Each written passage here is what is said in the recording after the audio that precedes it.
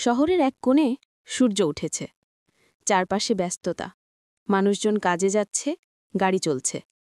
এক কোণে ছোট্ট একটি পুরনো রোবট বসে আছে। রোবো। তার চোখে কৌতূহল, কিন্তু শরীরে ধুলা, ব্যাটারি কম। রাস্তা দিয়ে এক ছোট মেয়ে লীলা যাচ্ছে, হাতে আইসক্রিম নিয়ে। হঠাৎ তার আইসক্রিম পড়ে যায় মাটিতে।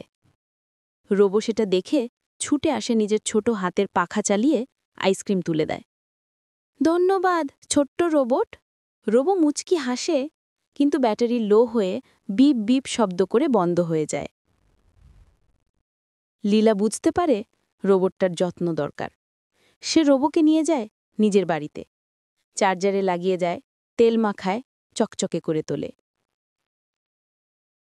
রোবো চোখ খোলে, সবকিছু নতুনের মতো লাগে। রোবো আর লীলা মিলে হাসে, খেলে, নাচে।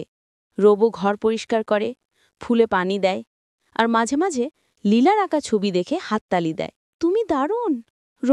রোবো খুশিতে ছোট্ট শব্দ করে, বিপ বুপ। একদিন লীলার বাড়ির সামনে একটি বিড়াল ছানা গাছে উঠে আটকে যায়। লীলা ভয় পায়, ও না, বিড়ালটা পড়ে যাবে। রোবো তৎক্ষণাৎ ছুটে গিয়ে নিজের জেট পাখা চালায়, গাছের ডাল ধরে বিড়ালটিকে নিচে নামিয়ে আনে। তারপর নরম একটি মিউ শব্দ, তুমি আমার হিরো!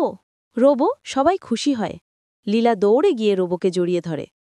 শেষ দৃশ্যে রোবোর চোখে একটুখানি আলো জ্বলে, যেন সে আনন্দ অনুভব করছে। পেছনে লেখা আসে, হৃদয় বড় হলে ধাতব শরীরও ভালোবাসতে পারে। হার্ট।